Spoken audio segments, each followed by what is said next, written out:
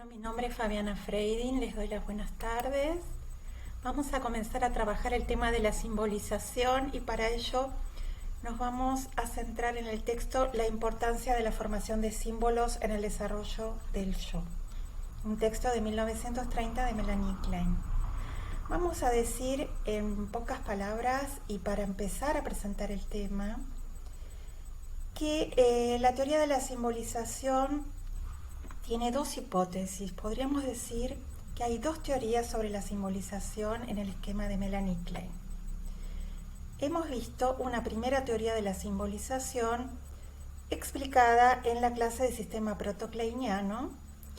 Hemos visto ahí cómo el placer libidinal lleva a formar símbolos, cómo el niño se interesa por los objetos que le causan placer, por las zonas erógenas, por los objetos de su cuerpo, por las actividades de su cuerpo y cómo esos objetos los reencuentra, digamos, en el mundo exterior al ir estableciendo ecuaciones, al ir estableciendo equiparaciones y posteriormente verdaderos símbolos.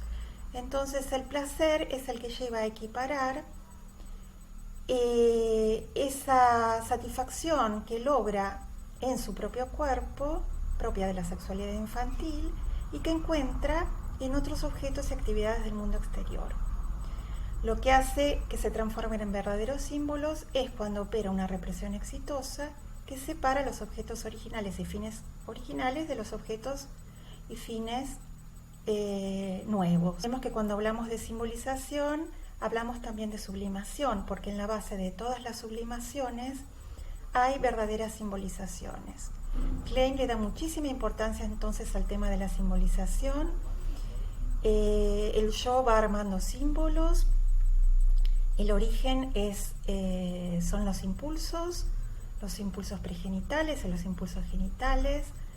Llevan a la formación de símbolos. Hay una base pulsional en esta actividad que va complejizándose conforme el niño va creciendo, se va desarrollando, la relación con la realidad se va complejizando. Pero lo que queremos remarcar acá es que lo que mueve a la búsqueda de nuevos símbolos y al armado de equiparaciones y posteriores símbolos es la búsqueda de placer y la obtención de placer. Un placer que será sublimado cuando el niño pase de las zonas erógenas a nuevos objetos y actividades. Sin embargo, en la segunda teoría de la simbolización tenemos ya una teoría sobre el complejo de Edipo arcaico que Klein la había explicado en 1928 en el texto que ustedes trabajaron en Edipo, y allí en ese texto empieza a tomar cada vez más importancia el sadismo libidinoso, pero sadismo al fin, que lleva entonces como reacción afectiva a que se experimente angustia. El yo va a experimentar angustia y esa angustia va a motorizar la simbolización. Ven ustedes que en ambos casos hay desplazamientos de cargas, desde objetos incestuosos hasta objetos no incestuosos. En la primera teoría son objetos cargados de libido, en la segunda son objetos cargados de sadismo y la consecuente angustia que van a investir estos nuevos objetos, y esto hará que de los objetos primitivos se pase a nuevos objetos y de estos nuevos objetos a otros y a otros y a otros, armando verdaderas cadenas simbólicas. Recordemos un poquito en el sistema proto-kleiniano cómo Fritz, este niño de 5 años que era un hijo de vecinos, pero en verdad era el hijo de Melanie Klein, en la medida en que ella empezó a escuchar sus fantasías y en la medida en que él empezó a liberar las fantasías en la segunda fase de su crianza con rasgos analíticos, porque no era un verdadero psicoanálisis, pero en la segunda fase, cuando ella hace un cambio de técnica, empieza Fritz a representar, a referirse y a imaginarse cómo es el interior del cuerpo de la madre. Y entonces, como eran todas representaciones edípicas positivas y negativas, y Klein seguía acá el Edipo desde la perspectiva freudiana, ella va citando diferentes relatos de Fritz que hacían alusión al interior de la madre como una casa amueblada o como una ciudad surcada por vías, por trenes y ferrocarriles. Los vagones llevaban cacas, o había alimentos que simbolizaban niños y había fantasías respecto de hacerle un bebé a la madre con comida y que luego esas cacas iban a ser expulsadas, homologando las teorías sobre cómo se crean los bebés, ¿no? A través del alimento y que son paridos por el ano. Entonces toda esta progenitalidad y estas teorías sexuales infantiles que ya Freud las había enunciado son las que vemos en el sistema protocloiniano. Pero en la segunda teoría de la simbolización ya es un planteo sumamente original y es un planteo eminentemente kleiniano. Ya no es un Edipo a la manera del Edipo freudiano de la fase fálica o de la organización genital infantil. La angustia en juego no es la angustia de castración, como en el protocleiniano, sino que acá tenemos un planteo original sobre la simbolización. Se simboliza por angustia, la angustia es una angustia muy arcaica, ella está hablando de fantasías muy primitivas que se refieren al interior del cuerpo de la madre y que son el origen de toda relación con la realidad. Tenemos entonces que hacer hincapié en los estadios tempranos del complejo de Edipo. ¿Se acuerdan cuando Klein hablaba de la fase femenina y de la creación de un superyo materno arcaico muy terrible que amenazaba con la retaliación? Toda fantasía que el niño dirigía, oral, anal, al cuerpo de la madre, iba a recibir entonces por retaliación, por ser el modo en que funciona el inconsciente kleiniano, descripto de los primeros momentos de la vida, del primer año de vida, es un super yo muy vengativo, retaliativo, y a cada ataque que se le realiza, el yo recibirá igual ataque en forma invertida. Por ejemplo, si el objeto es masticado, es roto, es ensuciado, entonces los ataques del objeto al yo serán los mismos. Ser roto en pedacitos, ser ensuciado, ser masticado, etc. El yo en la fantasía realiza daños al objeto y el objeto devuelve los daños infligidos. Toda esta compleja situación que ella relata respecto de la fase femenina del complejo de Edipo, tanto en niñas como en varones, que es la introducción al complejo de Edipo y que luego va dando lugar a otras posiciones y movimientos. En este nuevo artículo de 1930 se denomina fase de sadismo máximo y lo ubica entre la segunda fase oral, que es canibalística, donde entonces el énfasis está puesto en morder, en destrozar, en destruir con los dientes, y la primera fase anal expulsiva, siendo estas las dos fases de mayor, subfases en realidad, de mayor sadismo, ¿no? Ella dice que se activa en la fase de sadismo máximo, que también podríamos decir que es una fase de angustia máxima, se activa el sadismo en cada una de las fuentes de donde surge. Entonces tenemos impulsos orales, impulsos anales, impulsos uretrales y musculares que se suman a los orales y anales, a los que también se integra, y esto es muy importante ya que estamos hablando de la simbolización, el impulso epistemofílico. El impulso epistemofílico es el deseo de saber, de conocer. El conocer acá está muy teñido de pregenitalidad y de sadismo. El conocer es penetrar en el cuerpo de la madre, implica cierta actitud violenta, de entrada violenta en el cuerpo de la madre, en las fantasías. Entonces todos estos impulsos se dirigen al cuerpo de la madre con la finalidad de apoderarse de sus contenidos y de destruirlos. La angustia, como dije antes, es el afecto que experimenta el yo, y acá la podemos definir como la reacción afectiva del yo frente al propio sadismo. Frente al propio sadismo entonces surge una angustia muy fuerte, y esto hace que el yo ponga en marcha defensas muy primitivas, defensas que son previas a la represión. Estas dos defensas son la expulsión del sadismo sobre el objeto y la destrucción de ese objeto sobre el cual será depositado el sadismo. Verán que acá no opera la represión, entonces estamos hablando de angustias muy arcaicas y de defensas muy arcaicas en este primer año de vida, fines de primer año. Tenemos un objeto privilegiado en la teoría kleiniana, que es el cuerpo de la madre.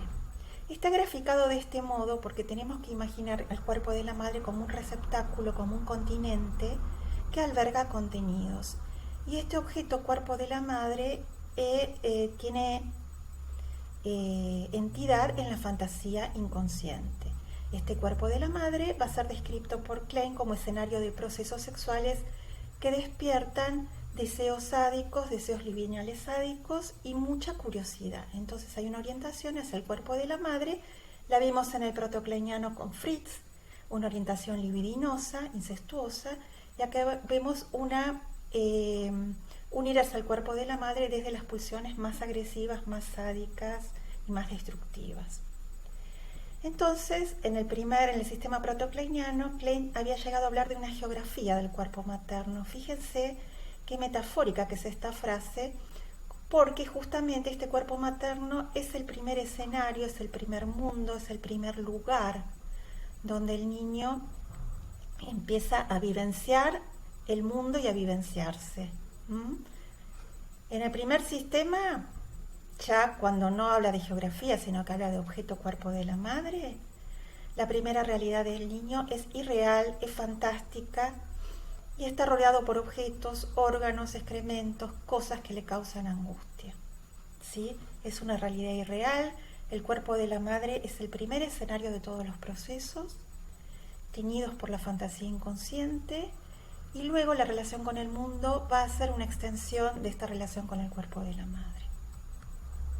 En el cuerpo de la madre, ella, según las ecuaciones simbólicas y lo que habíamos visto en la fase femenina del complejo de Edipo, se encuentran las heces, penes y los niños, el pene del padre o diversos penes que va incorporando en cada relación sexual, y los niños equiparados a comestibles, a sustancias comestibles. Valdría la pena, para ser más exacto, hablar del pene del padre, pero tampoco es totalmente inexacto hablar de penes, en tanto cada relación sexual la madre incorpora oralmente el pene del padre. Entonces acá predominan las fantasías sádicas de apoderarse del contenido de los contenidos del cuerpo de la madre y de destruirlos.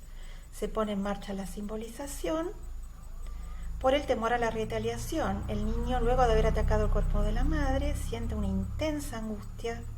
Como les relaté antes, cada uno de los ataques en igual detalle e intensidad le será realizado al yo. Y entonces lo que se pone en marcha es un proceso de simbolización por desplazamiento. El niño empieza a armar ecuaciones simbólicas, a equiparar estos objetos del interior del cuerpo de la madre y a traducirlo en símbolos. Primeramente son equiparaciones, son ecuaciones. Esto lo van a ver bien en el caso de Dick, que es el caso que ejemplifica Klein en el artículo de 1930, cómo se van estableciendo equivalencias, y cuando se instala la represión ya podemos hablar de verdaderos símbolos. El símbolo implica que los objetos originarios ya no están presentes. Vamos a ver que Dick, un niño muy perturbado, tenía fantasías que Klein describe en muchos casos arcaicas ligadas a la orina como sustancia corrosiva, sustancia que quema o veneno, y que cuando se mojaba las manos le daba terror. ¿Por qué? Porque no había todavía un verdadero símbolo. El agua no simbolizaba la orina, sino que la orina y el agua eran todavía equivalentes. Entonces la ecuación simbólica es el estadio anterior a la formación de los símbolos, cuando ya opera la represión.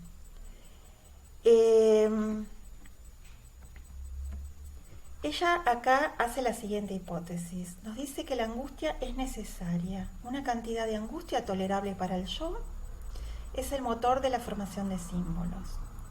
Conforme el yo va estableciendo equivalencias y símbolos, va conectándose con mayor número de objetos, va queriendo saber entonces el pequeño niño cómo se llaman esos nuevos objetos, incrementándose el lenguaje y las sublimaciones. La relación con la realidad deja de ser irreal, en tanto el niño ya no está ligado a los objetos incestuosos, terroríficos del interior del cuerpo de la madre, sino que empieza a relacionarse con objetos del exterior.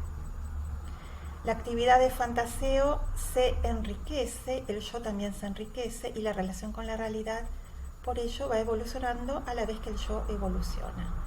Pero ¿cuál es el inconveniente que puede suceder? Que una cantidad excesiva de angustia que el yo no pueda tolerar paralice totalmente la formación de símbolos, que era lo que le había sucedido a Dick, que es el niño al que nos vamos a referir en un ratito. En el caso de Dick se ve afectada la relación con la realidad, las relaciones objetales no pueden darse. Fíjense que para hablar, Klein nos habla de nos construye una teoría de la relación, de las relaciones objetales, perdón. El psicoanálisis para Klein es una teoría de las relaciones objetales, y no pueden acá, en este caso, Dick, generarse relaciones objetales. También la relación con la realidad, el lenguaje, los afectos estaban absolutamente detenidos. Por eso el caso de Dick es un caso muy importante, porque nos pone en el terreno de las psicosis, ¿no?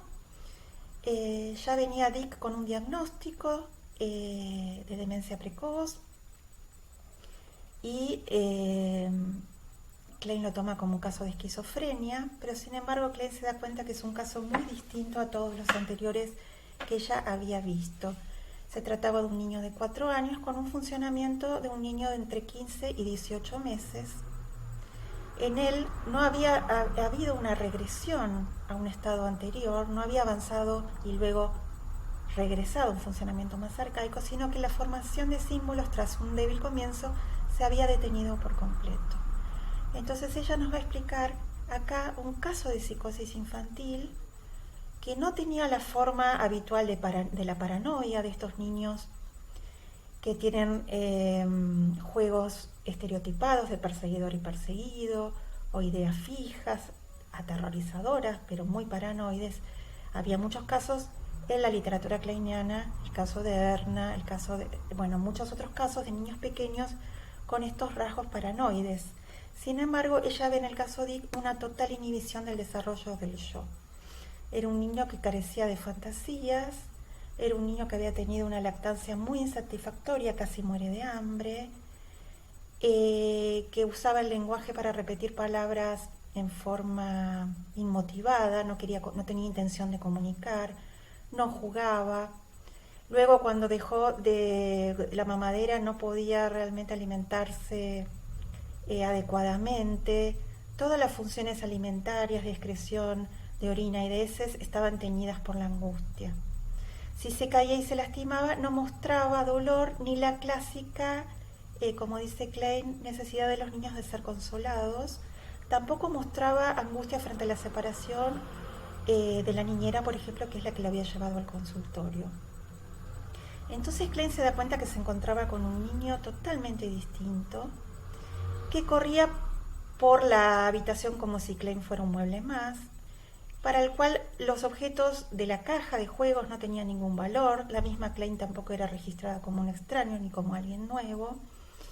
Entonces ella dice que el principal obstáculo en el que se encontró en la cura de Dick no era la ausencia de palabras, sino en que para Dick no había relación simbólica con las cosas, no había establecido verdaderas relaciones simbólicas. Y la hipótesis, ustedes van a leer todo el texto en detalle en el libro, ¿no? En el artículo y también en el PDF, donde está explicado con más detalle el caso de Dick. Pero la hipótesis a la que ella arriba es que Dick no podía vivir en fantasías la relación sádica con el cuerpo materno, y que también había intervenido una defensa prematura contra el sadismo, el que ella denominaba genitalidad precoz.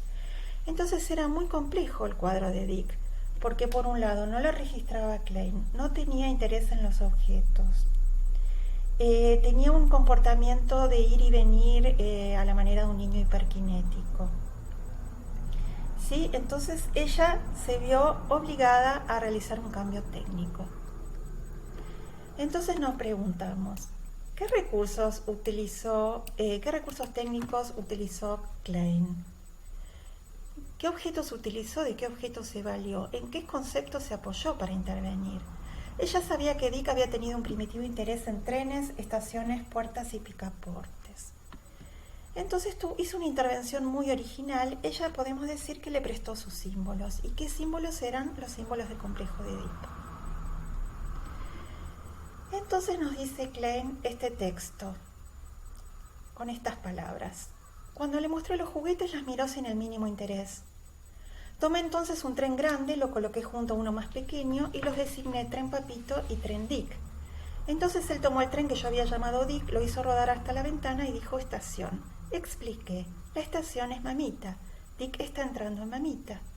Dejó entonces el tren, fue corriendo el espacio entre las puertas exterior e interior del cuarto y se encerró mientras decía oscuro y volvió a salir corriendo, repitió esto 3 veces. Le expliqué, dentro de Mamita está oscuro, Dick está dentro de Mamita oscura.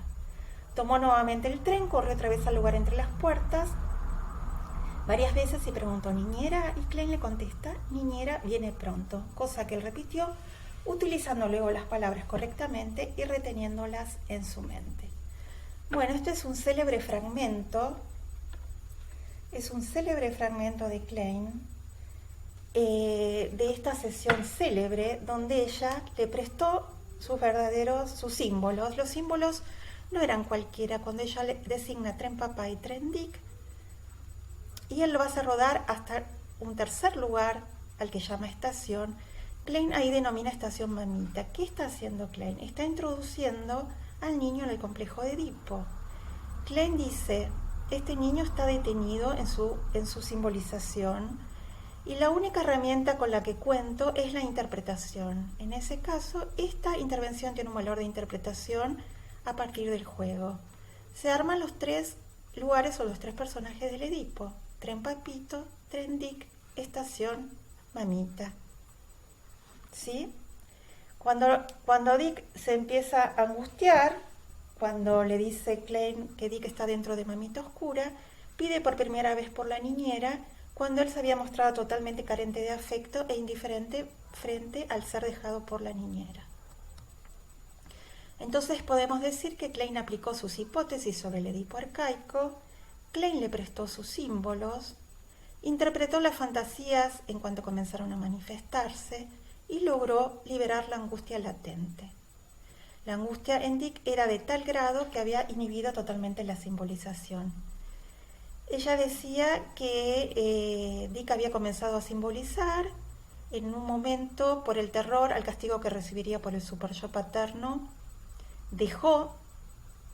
interrumpió la formación de símbolos y junto con la simbolización toda la actividad fantaseadora, representativa, la relación con la realidad se interrumpió. Lo que logra Klein es ponerla nuevamente en marcha. Comienza entonces a desarrollarse la simbolización, empieza a interesarse por los objetos y sus nombres y empieza a ver el desarrollo de afectos, entre ellos la angustia. Ustedes se darán cuenta que ella no usó ninguna medida pedagógica, simplemente fue siguiendo el juego de Dick, el juego que se instaló a partir de su intervención. Ella dice, obviamente, hubo un comienzo de simbolización, sino la intervención que ella hace no podría haber dado nunca efecto. Ella no se valió de cualquier objeto, sino que se valió de los objetos que sabía que le habían interesado.